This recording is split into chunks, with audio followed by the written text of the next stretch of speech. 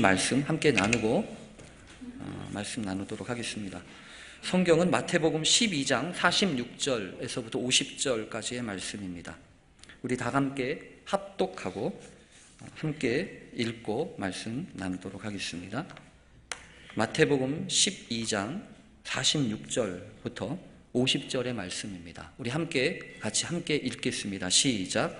예수께서 무리에게 말씀하실 때에 그의 어머니와 동생들이 예수께 말하려고 밖에 섰더니 한 사람이 예수께 여짜오되 보소서, 당신의 어머니와 동생들이 당신께 말하려고 밖에 서 있나이다 하니, 말하던 사람에게 대답하여 이르되 누가 내 어머니이며 내 동생들이냐 하시고 손을 내밀어 제자들을 가리켜 이르시되 나의 어머니와 나의 동생들을 보라. 누구든지 하늘에 계신 내 아버지의 뜻대로 하는 자가 내 형제요 자매요 어머니이니라 하시더라. 아멘. 오늘 말씀의 제목은 부활의 은혜를 담아내는 가정되게 하소서라는 제목입니다. 생각해보면 세상에 당연한 것은 아무것도 없습니다. 겨울이 가고 봄이 온다고 하는 것도 그렇고, 또 그 봄이 오면 겨울에 앙상했던 그 나무에 새순이 움튼다고 하는 것은 참 신비한 일이죠. 그리고 또 이런 자연적인 현상도 신비한 일이지만 세상에 많고 많은 사람들이 있는데 두 사람이 만나서 가정을 이룬다고 하는 거, 그리고 또 여러분 많고 많은 교회가 있는데 여기 오셔가지고 지금 이렇게 예배를 드린다고 하는 거, 그게 여러분 절대로 당연한 게 아닙니다. 오고 싶다고 올 수 있겠습니까? 허락해 주셔야 오는 거 아닙니까? 아무리 오고 싶다고 와지지 않더라고요. 기회가 되지 않거나 또 여러 가지 상황이 되면. 근데 어쨌든 여러분은 이 자리에 오셨잖아요. 참 신비한 일입니다. 지금 내가 몰라서 그렇지, 내가 다 알지 못해서 그렇지, 내가 알지 못하는 이런 모든 일들 가운데에는 분명히 나름대로의 이유가 다 있어서 여기까지 온 것 아니겠습니까? 살아있는 거가 됐든 아니면 살아있지 않은, 존재하는 모든 것에는 다 하나님의 거룩한 신비가 담겨져 있지 않겠습니까? 내가 보기에는요, 때로는 지긋지긋합니다. 또 답답하게 그지가 없습니다. 상황으로 보면 너무나도 억울하고, 그리고 실망스러워서 도저히 그대로 있을 수만은 없는 그런 때도 있습니다. 누구를 붙잡고라도 하소연하고 싶고, 그래도 속 시원하지 않을 것 같은 그런 먹먹함이 몰려올 때도 있습니다. 그런데요, 믿음으로 보면 그 안에도 하나님의 뜻이 담겨져 있습니다. 여러분 생각해 보십시오. 성경에는 숱한 그런 이야기들이 많이 있습니다. 아니, 살다 그런 일을 다 보았네 라고 생각하면서 성경에서 이야기하는 사람들이 숱하게 많습니다. 아니, 주실 때는 언제고, 여러분 주실 때는 언제고, 이제 와서 그 하나뿐인 아들을 이제 겨우 조금 키워놨는데, 이제 조금 키워놔서 여러 가지 일들도 하고 그래서 살만한데, 아니 그랬더니 그놈이 무슨 재물입니까? 아니 그놈을 무슨 재물이라고 모리아 산으로 가서 번제로 잡아 바치라고 하십니까? 아니 이게 지금 제정신입니까? 아무리 하나님이라고 해도 그럴 수 있느냐는 말입니다. 아들을 번제라고 드린다고 하는.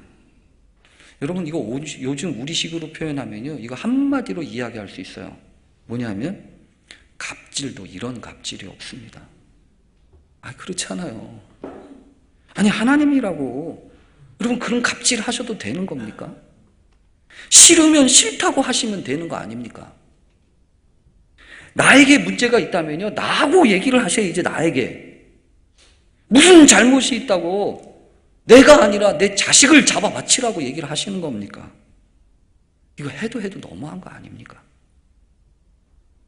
여러분 한 번 잘못해서, 내가 실수해서 한 번 잘못한 것은 값을 치르면 마땅합니다. 여러분 벌 받아도 쌉니다. 여러분, 그래서 참았잖아요. 그래서 여지껏 잘 견뎌왔지 않습니까? 그런데 내가 뭘 잘못한 게 있다고.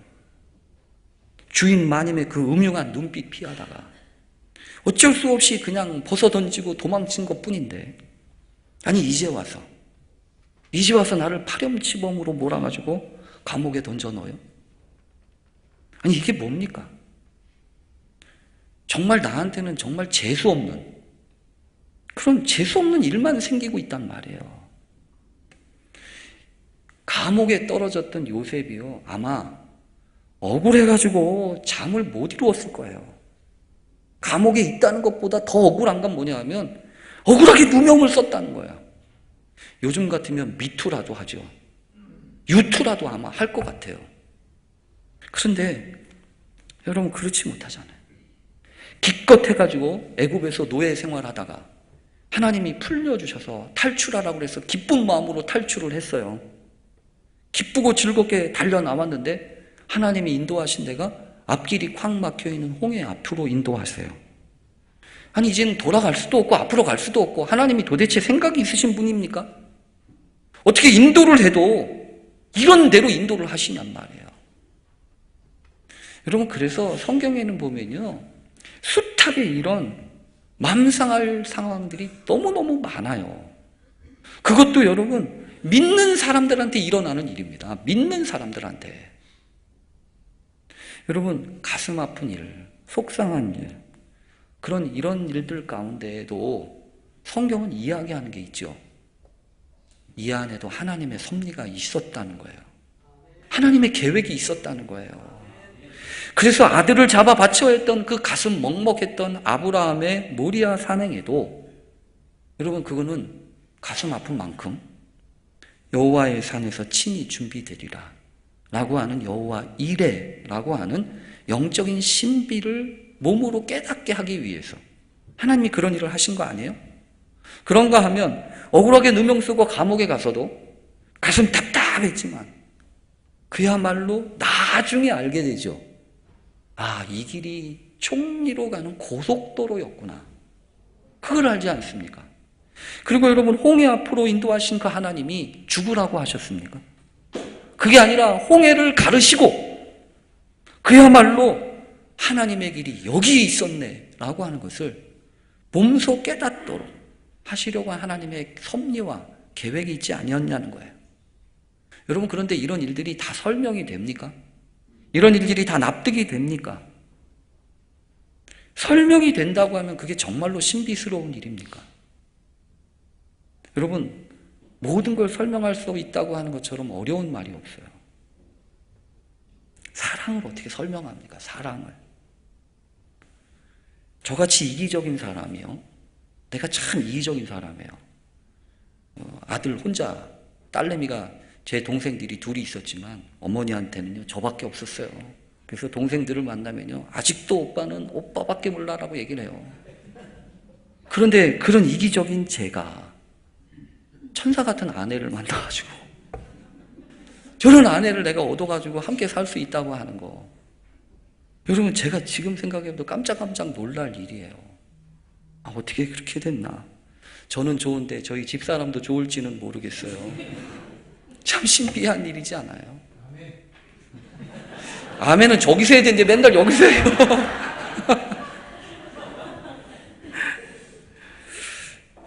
여러분 어떻게 그런 걸 다 설명을 합니까?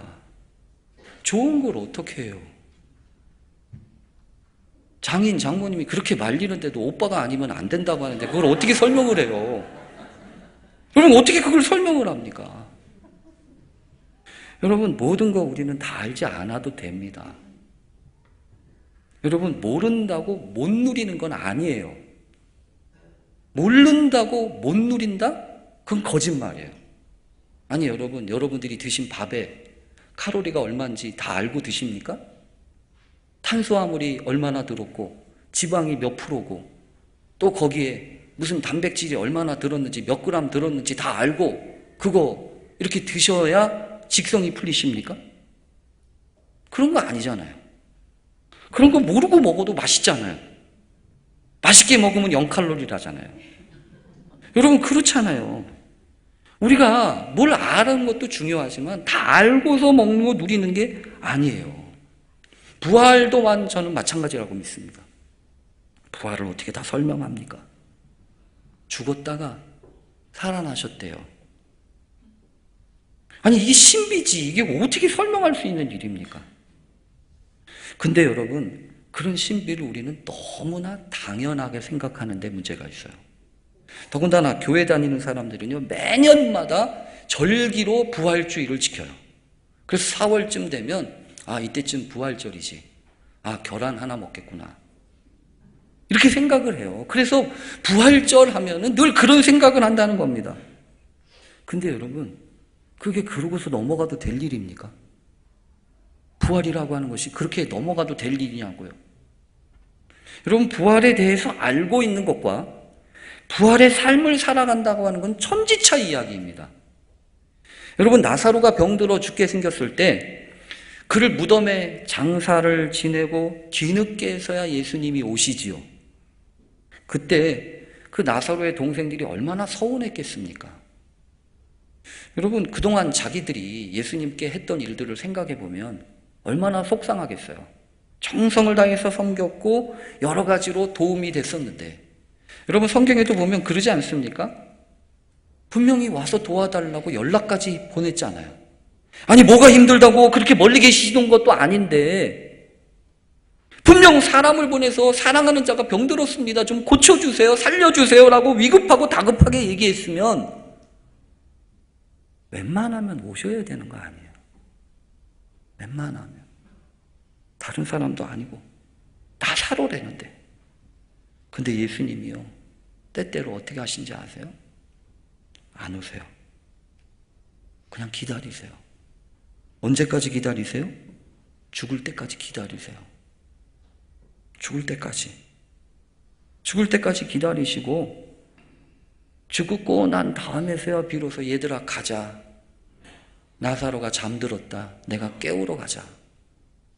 그러시고서 오세요. 여러분, 그렇게 오신 그 예수님이 달갑겠냐고요? 달가워요? 그래서 성경을 보면요, 이 나사로의 두 동생들이 똑같이 하는 말이 있어요. 뭐라고 하냐면, 주께서 여기 계셨더라면 내 오라버니가 죽지 아니하였을 텐데요. 마리아나 마르다나 똑같이 얘기해요. 서운한 거예요. 예수님이 안 오시니까. 근데 그때 예수님이 말씀하십니다. 뭐라고 말씀하시냐면, 내 오라비가 다시 살아나리라. 내 오라비가 다시 살아나리라 분명히 얘기하세요. 그런데 성경에 보면 마르다가 나 압니다 그래요. 마지막 날 부활 때에는 다시 살아날 것을 내가 압니다. 그러니까 주님이 하도 답답하셔가지고, 아니, 그 마지막 날이 아니고 지금 나는 부활이요 생명이니 나를 믿는 자는 죽어도 살겠고 무릇 살아서 나를 믿는 자는 영원히 죽지 아니하리니 이것을 내가 믿느냐? 이렇게 물으세요. 근데 성경에 보면요, 마르다가 뭐라고 하냐면, 주여! 그러하외다. 주는 그리스도시요 세상에 오시는 하나님의 아들이신 줄 내가 믿나이다. 이래요. 내가 믿나이다. 그런데 여러분, 믿음은 개뿔.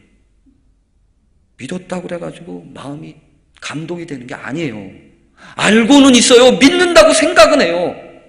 근데 그게 지금 사건은 아니에요. 그래서 예수님이 어떻게 하시는지 아십니까? 눈물을 흘리세요. 예수님이 눈물을 흘리세요. 눈물을. 그 상황을 보시고 눈물을 흘리신다고. 나사로의 동생들이 몰라줘서 눈물을 흘리시는 게 아니에요. 그 상황이 너무너무 슬프신 거예요. 그래서 여러분, 주님이 마음 먹고 하시는 일이 있죠. 뭐냐면, 주님이 혼자 다 하실 수도 있는데 성경에 보면 절대로 그렇게 안 하세요. 예수님이 놀라운 것은요, 주님이 다 하셔도 되는데 사람들로 하여금 참여하게 하신다고요. 참여하게 하셔서 그런 일을 겪게 하시는 거예요. 그러실 뿐만 아니라 돌문을 옮겨 놓으래요. 그러니까 또 한 번 얘기하죠. 아니, 주님, 무덤에 갇힌 지가 이미 나흘이나 됐습니다. 냄새 납니다. 그때 주님이 말씀하시잖아요. 뭔 말이냐? 내가 믿으면 영광을 보리라. 내가 얘기하지 않았냐? 여러분, 주님이 그러시는 거예요. 주님이 하시는 하나님의 역사를 보면 뭘 하냐면 그 신비로운 것을 경험하게 하시려고 하는 거예요. 머리에서 아는 게 아니라 마음에서만 느끼는 게 아니라 몸으로 삶으로 그것을 살아가도록. 그래서 하나님이 흔드세요. 하나님이 부흥 흔드신다고요. 여러분, 우리 나이 드신 어르신들은 생각나시는 게 있죠. 옛날에 버스 안내양 있잖아요. 툭툭 오라이 하는 거 있잖아요. 옛날에 차가 많아가지고 빽빽하게 차면요, 우리 운전사가 한번 슬끗 봅니다. 그리고서 그러면 어떻게 하냐면 운전을 하다가 한번 휙 흔들어요. 휙 흔들면 후 이렇게 하다가 우르르 이렇게 하고서 막 그러는데 참 희한한 일이 벌어져요. 한번 이렇게 흔들잖아요. 그러면 안에 공간이 생겨요. 막 찼었는데 한번 흔들어대잖아요. 그러면 그 다음 정거장에 가서 또 태워요. 그리고 또 한번 흔들어. 그리고 또 한번 또 태워. 이건 뭐냐 하면 흔들어 대시는 데는 뭐가 이유가 있는 거예요. 뭘 더 채우시려고 하는 거예요. 여러분, 그렇잖아요. 예수님도 그러세요. 흔드신다고요. 나면서 소경으로 태어난 사람도 그냥 고치시지 않으세요. 진흙으로 침을 이겨가지고 눈에다 바르세요. 흔드시는 거예요. 여러분, 귀신 들려서 내 귀신 들린 딸을 고쳐주세요. 불쌍히 여겨주세요. 그렇게 아무리 이야기를 해도 주님이 옳다! 내가 불쌍히 여긴다고 해서 고쳐주지 않으세요. 한번 흔들어요. 개들에게 자녀의 떡을 주는 건 마땅치 않지? 여러분, 그게 다 뭔지 아세요? 흔드시는 거라고요. 지금 흔들어 대시는 거란 말이에요. 여러분, 부활도 마찬가지예요. 부활의 사건도 우리에게 하나님이 흔드세요. 여러분, 흔드신다고. 이 부활 사건은 옛날에 벌써 끝난 사건이 아닙니다. 아직도 계속되는 사건입니다. 왜요? 저 십자가에 아직 사람이 달려 있으니까요. 십자가에 사람이 달려 있는 한 부활의 사건도 아직도 계속되고 있는 사건입니다. 근데 우리는 옛날에 한 번 있었던 사건으로만 생각하죠. 절대로 그렇지 않아요. 오늘 본문을 보면서 저는 그렇게 말씀을 정했어요. 부활의 은혜를 담아내는 가정이 되게 해달라고. 오늘 본문은 뜻밖의 본문입니다. 사실은 이 본문 때문에 한참 동안 망설였어요. 왜 망설였냐면 여기 성경에는 조금 껄끄러운 본문입니다. 무슨 본문이냐면 가정이 나와요. 가정이. 예수님의 가족이 등장합니다. 그래서 성경에 보면 뭐라고 되어 있냐면 예수께서 무리에게 말씀하실 때에 그의 어머니와 동생들이 예수께 말하려고 밖에 섰다. 이렇게 얘기하지 않습니까? 부활주일인데 또 본문을 잘못 만났구나. 이걸 뺄 수도 없고 어떡하나 고민을 하다가 마음 가운데 가정에 대한 얘기가 생각이 났어요. 가정. 여러분, 예수님의 가족도 오늘 성경에 어머니가 있고요. 아버지는 일찍 돌아가신 것 같아요. 그러니까 이제 아마 요셉, 이 예수님의 아버지였던 요셉은 아마 일찍 돌아가신 것 같고, 예수님의 어머니 마리아가 있었고, 그 형제들이 오늘 성경에 나옵니다. 그 형제들이 예수님의 어머니와 함께 예수님을 찾아왔다는 얘기입니다. 여러분, 그러면 어떤 상황이 벌어질까요? 보통 보면 내가 뭔가를 할 때 형제들이 어머니가 찾아오면 둘 중에 하나죠. 반가워하거나 아니면 껄끄러워하거나. 예수님이 어떠셨던 것 같아요? 예수님이 아이고 어머니, 야 동생들 빨리 와라 이렇게 하셨을 것 같아요? 아니면 조금 어려우셨던 것 같아요? 잘 모르죠. 그러나 제가 오늘 미루어 짐작컨대 반가워하는 것만 같지는 않아요. 물론 성경에는요, 여러분, 여러 가지 다양한 정보들을 주지는 않습니다. 필요한 정보만 주어요. 그러나 미루어 짐작할 수 있는 것이 있습니다. 오늘 본문에는 없지만 다른 본문에 보면 마가복음 3장 20절에 보면 뭐라고 설명하냐 하면 집에 들어가시니 무리가 다시 모임으로 식사할 겨를도 없는지라 예수의 친족들이 듣고 그를 붙들러 나오니 이는 그가 미쳤다 함이를 너라. 예수님의 친족들, 예수님의 어머니와 형제들이 왔는데 왜 왔다고요? 붙잡으려고요. 아마 이 당시는요, 예수님이 출가했을 때예요. 예수님이 집을 나왔을 때입니다.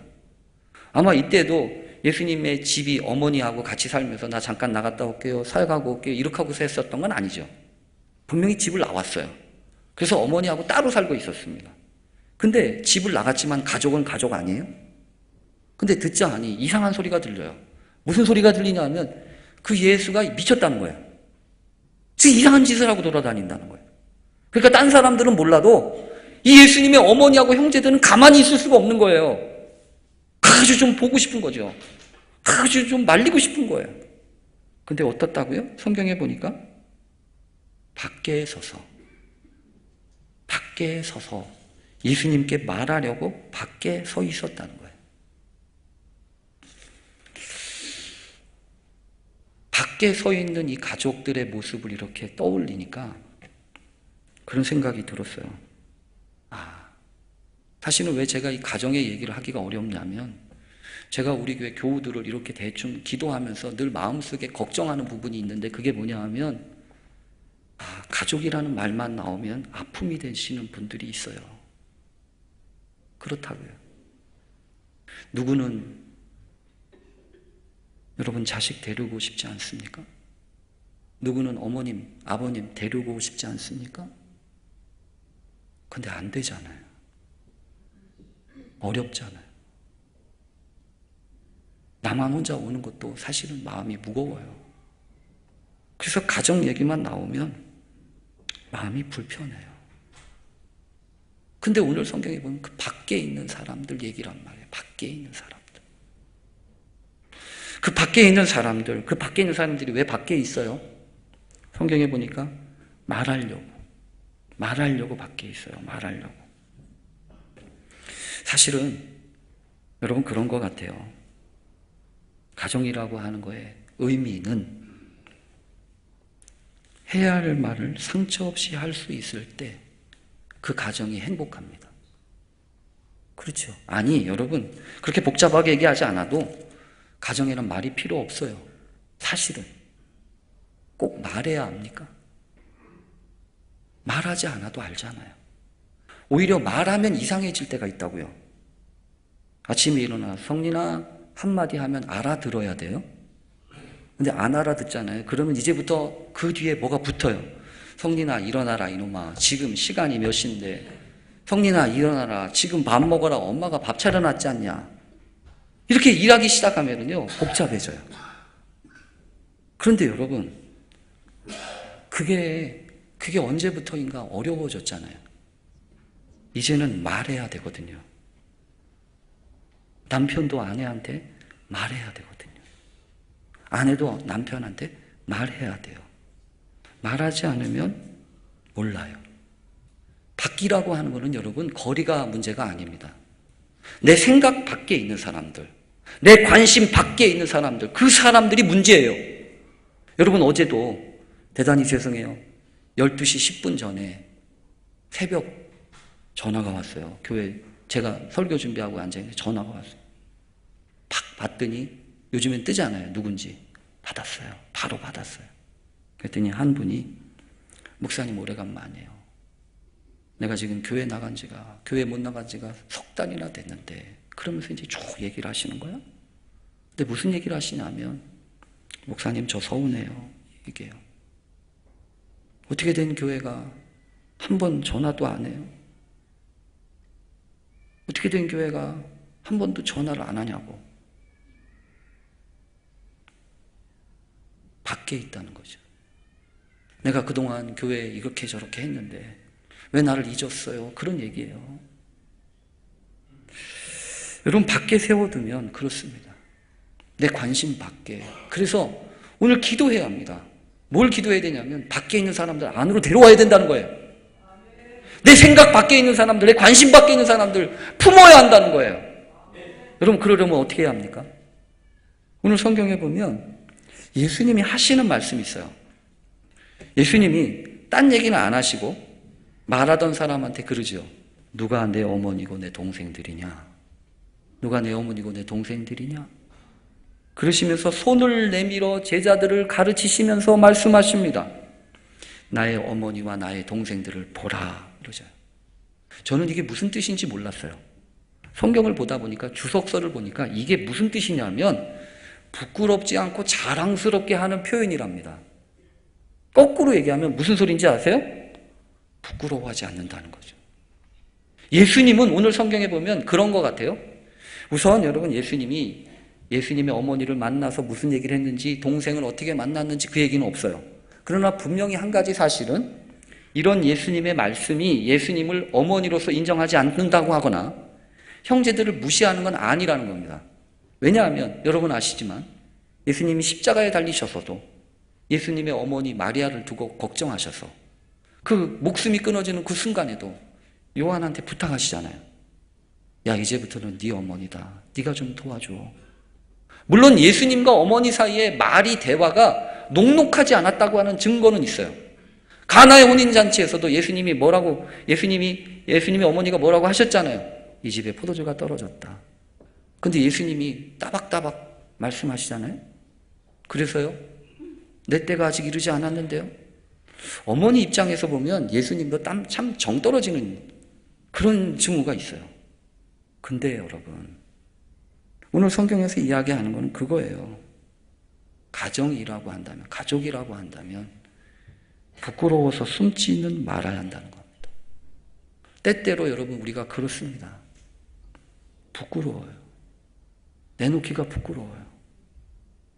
그래서 여러분, 어려움과 상처와 실패 이런 것들을 감추기에 급급해요. 다 알거든요. 교회 나오면 남들이 자꾸 뭐라고 하는지 안단 말이에요. 그러니까 보호하는 양 치고서 감춰요. 근데 그건 좋은 일 아닌 것 같아요. 왜 그러냐 하면, 여러분, 성경에 분명한 두 가지 상반된 예가 있어요. 누구냐 하면 롯은 소돔과 고모라 성에서 구원함을 받습니다. 그 엄청난 심판과 불심판 속에서도 구원을 받아요. 근데 상처가 있죠. 자기 아내가 죽잖아요. 근데 구원함을 받았는데 부끄러워요. 그래서 어떻게 하는지 아세요? 산구멍 속에, 산에 들어가서 숨어요. 정반대의 사람이 있어요. 나오미예요. 모압에 가가지고 살다가 다 털려요. 남편 죽어요, 아들 죽어요, 며느리만 남아요. 근데 어떻게 하는지 아세요? 돌아와요. 부끄러운 걸 무릅쓰고 돌아온다고요. 가정의 회복이요? 여러분, 어떻게 될까요? 감추는 것만이 능사가 아니에요. 부끄러워도 하나님 앞에 나와야 돼요. 주님 앞에 가지고 와야 된다고요. 가지고 와야 된다고. 여러분, 그게 밖에 두는 게 아니에요. 여러분, 자식이라도 그래서 내 마음대로 할 수 없죠. 그거 알아요. 그러나 밖에 내동댕이 치시면 안 돼요. 가지고 와야 돼요. 주님 앞에 가지고 와야 된다고요. 그래야 가능성이 새롭게 생겨요. 그리고 오늘 마지막은 뭐라고 얘기합니까? 누구든지 하늘에 계신 내 아버지의 뜻대로 하는 자가 내 형제요 자매요 어머니이니라. 아버지의 뜻을 얘기하지 않아요? 내 뜻이 아니라, 자식 뜻이 아니라, 여러분, 우리는 둘 중에 하나 아닙니까? 내 뜻대로 하든지 아니면 자식 뜻대로 하든지. 여러분, 그게 답이라고 생각하시죠? 내 뜻대로는 어려우니까 이제 그럼 네 뜻대로 해. 그럼 그거 아니에요. 성경은 그렇게 얘기하지 않아요. 아버지의 뜻대로 하는 자. 그래서 여러분, 탕자를 기억해 보십시오. 집 나간 탕자가 돌아왔을 때 아버지는 그 아들을 환영하고 축하해주고 다시 아들로 받아요. 근데 그 둘째 놈은, 돌아왔지만 첫째 놈은 어떡하죠? 입이 대빨이나 나와가지고 안 들어오는 거예요. 밖에 있어요. 왜 그런 거죠? 아버지가 용납이 안 되는 거예요. 이제는 아들이, 동생이 미운 게 아니라 아버지가 미워요. 그래서 여러분, 어떡합니까? 아버지가 나오지요. 아들을 불러들이는 게 아니라 아버지가 나와요. 바깥에 있는 그 큰 아들을 찾아서 나와요. 그리고 그 아들을 설득한단 말이에요. 여러분, 그게 하나님의 뜻이에요. 여러분, 우리도 마찬가지입니다. 내가 밖에 있을 때에도 하나님은 그냥 두시지 않아요. 그리고 내가 비록 죄 가운데 있어도 하나님은 나를 부끄러워하지 않으세요. 왜 그런 거죠? 다시 회복하시려고 하니까. 여러분, 부활절입니다. 근데 공교롭게 오늘 본문은 우리에게 가정의 문제를 얘기합니다. 어떻게 하면 좋겠습니까? 여러분의 가정은 건강하십니까? 또 여러분의 가정은 할 말 제대로 상처 없이 하실 수 있습니까? 공연히 밖에만 두시고 나만 혼자 줄렁줄렁 가고 있는 건 아닙니까? 하나님, 내게 주신 피부치들, 아니 이제 피부치에만 국한된 게 아니라 하나님의 사랑으로 묶어진 이 교회 공동체도 하나님이 허락하신 가정일 텐데, 하나님, 우리가 이 가정을 하늘의 가족으로 삼게 해주십시오. 그리고 서로 하나님의 뜻대로, 아버지의 뜻대로, 그래서 새롭게 우리에게 부어주시는 그 가정의 의미를 발견하는 그 하루가 되게 해주십시오. 그렇게 기도하는 가운데 하나님의 은총을 누리는 우리 모두 되실 수 있기를 간절히 축원합니다. 아멘. 기도하겠습니다. 하나님, 감사합니다. 부활절인데 어떻게 이렇게 가정에 대한 이야기를 하게 됐습니다.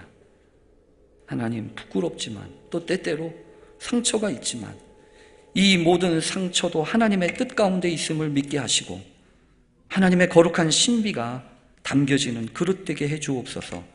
예수님의 이름으로 기도합니다. 아멘.